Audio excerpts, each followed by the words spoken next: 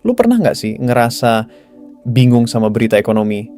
Kayak tiap hari ada headline gede, angka triliunan bertebaran, istilah-istilah rumit dilempar sana-sini. Tapi ujung-ujungnya lu mikir, ini maksudnya apa sih buat hidup gua? Nah, yang lagi rame sekarang itu soal Menteri Keuangan baru kita, Purbaya Yudhisadewa. Dari pertama kali dia dilantik, banyak yang bilang gaya dia beda. Nggak kayak pendahulunya yang cenderung main aman, Purbaya ini datang dengan strategi yang banyak orang sebut sebagai strategi gila. Gila karena berani, gila karena berisiko, tapi gila juga karena mungkin justru itu yang kita butuhin sekarang. Lu pasti penasaran kan, sebenarnya strategi gila itu apa? Kenapa semua orang ngomongin? Dan dampaknya apa buat lo dan gua? Nah, gua bakal ceritain ke lo dengan gaya ngobrol santai, biar nggak ribet tapi tetap nyampe esensinya. Sejak awal masuk, Purbaya langsung bikin gebrakan. Bayangin aja, baru 2 minggu jadi menteri, dia langsung ngeluarin kebijakan gede, ngucurin likuiditas 200 triliun rupiah ke bank-bank himbara. Alasannya simple, katanya biar bank punya amunisi lebih buat kasih kredit produktif ke rakyat, terutama buat sektor perumahan, UMKM, dan usaha kecil. Kedengarannya keren kan? Tapi ternyata ini bukan sekadar mindahin duit.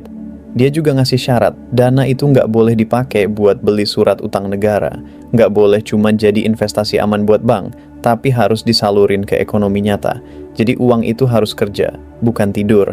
Kalau lo pikirin, ini kayak lo punya tabungan gede, terus lo putusin buat nggak disimpan aja, tapi dipinjemin ke temen lo yang lagi mau buka usaha. Ada risiko, iya, tapi ada peluang buat berkembang juga. Nah, disinilah banyak orang mulai debat.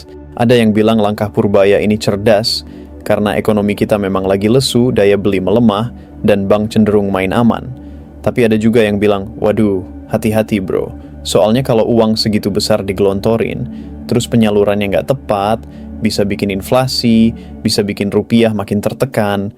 Apalagi dunia lagi nggak stabil, lu tahu sendiri, kurs dolar lagi gila-gilanya, harga komoditas fluktuatif, dan negara-negara lain juga pada kencengin sabuk pengaman.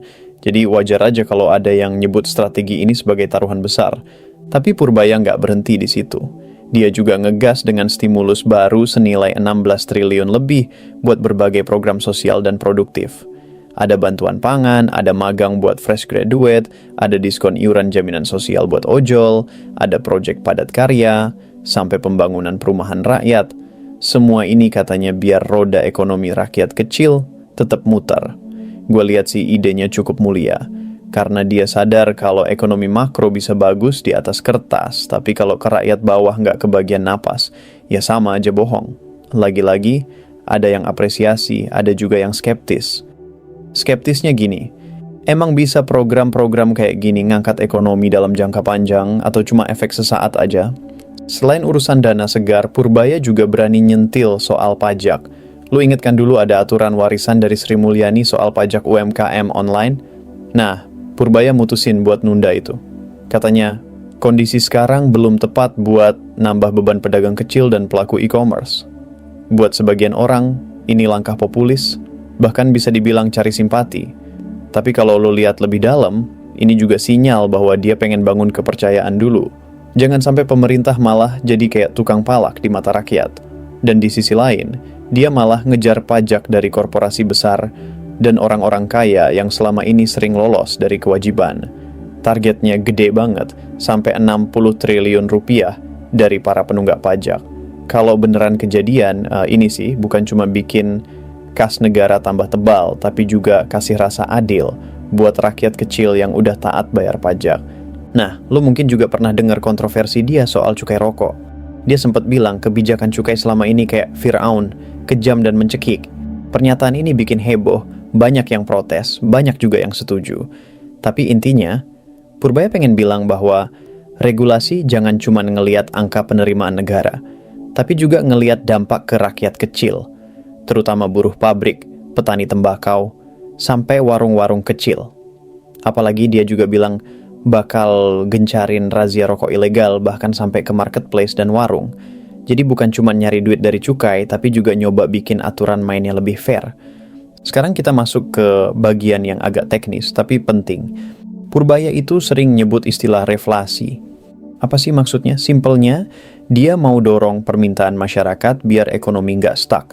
Kalau selama ini kebijakan cenderung ngerem dengan alasan jaga inflasi, Purbaya mau injek gas dikit. Dia yakin konsumsi domestik kita gede banget, jadi kalau orang-orang dikasih ruang buat belanja dan usaha, ekonomi bisa tumbuh lebih cepat.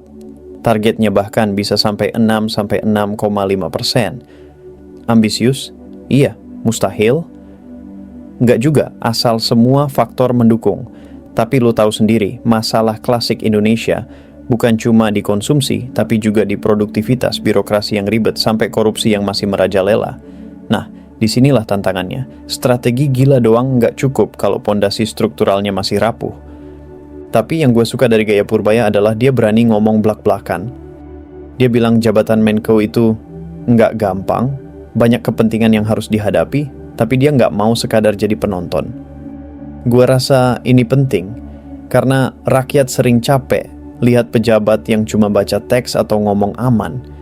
Kadang kita butuh pemimpin yang ngomong apa adanya, walaupun itu bikin panas kuping sebagian orang. Dan ini juga alasan kenapa berita tentang dia selalu trending, karena setiap langkahnya memicu reaksi. Ada yang dukung, ada yang kritik, tapi nggak ada yang cuek. Dan dalam politik maupun ekonomi, lebih baik bikin gaduh daripada tenggelam nggak kedengeran. Tapi gini loh, gue nggak mau lu terjebak euforia. Lu jangan langsung mikir, wah Purbaya pahlawan ekonomi kita, atau sebaliknya, ah ini cuma gaya doang. Kuncinya adalah nunggu bukti nyata. Apakah 200 triliun rupiah itu beneran turun ke rakyat? Apakah stimulus 16 triliun beneran bikin daya beli naik? Apakah orang kaya beneran bayar pajak? Waktu yang akan jawab. Dan disitulah peran lo juga penting. Karena ekonomi bukan cuma soal angka APBN, tapi juga soal bagaimana lo ngatur keuangan pribadi. Gimana lo bisa adaptasi dengan kondisi yang berubah.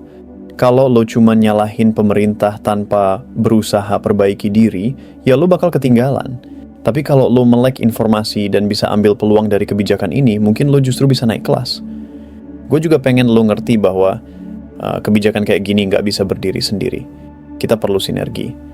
Pemerintah bikin aturan, bank kasih kredit, pelaku usaha berani ekspansi, rakyat berani konsumsi, dan investor percaya buat naruh duitnya di sini. Kalau salah satu macet, rantai ekonomi bisa patah. Nah, di titik ini, peran komunikasi jadi penting banget. Gua rasa salah satu PR besar Purbaya adalah gimana dia bisa terus jelasin ke rakyat dengan bahasa yang gampang dipahami, bukan sekadar istilah teknis. Karena kalau rakyat nggak ngerti, mereka bisa salah paham, dan itu bisa jadi bumerang. Apalagi di era medsos kayak sekarang, satu kalimat bisa dipelintir jadi 1000 arti. Jadi apa yang bisa kita pelajari dari strategi gila Purbaya ini? Pertama, keberanian itu perlu. Kadang lo harus ambil langkah out of the box buat keluar dari masalah besar. Kedua, risiko itu nyata, dan lo nggak bisa abaikan. Jadi setiap kebijakan harus dipantau, dikritisi biar nggak kebablasan. Ketiga, perubahan butuh waktu, dan kita harus sabar ngelihat hasilnya. Jangan berharap ekonomi berubah semalam, karena masalah yang kita hadapi udah menumpuk puluhan tahun. Yang terpenting, kita sebagai rakyat juga jangan apatis. Kita bisa mulai dari hal kecil, melek informasi, mendukung usaha lokal, bayar pajak dengan benar, dan terus belajar biar kita nggak gampang goyah setiap kali ada krisis. Dan terakhir, gue pengen tutup dengan sesuatu yang lebih personal. Ekonomi itu bukan cuma soal angka-angka di berita.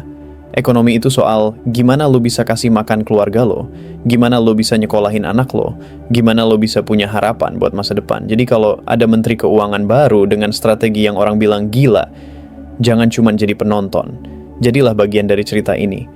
Karena perubahan gak akan datang dari atas aja, tapi juga dari bawah. Dari lo, dari gue, dari kita semua. Jadi tetap kritis, tetap semangat, dan tetap percaya bahwa kita bisa bikin keadaan lebih baik.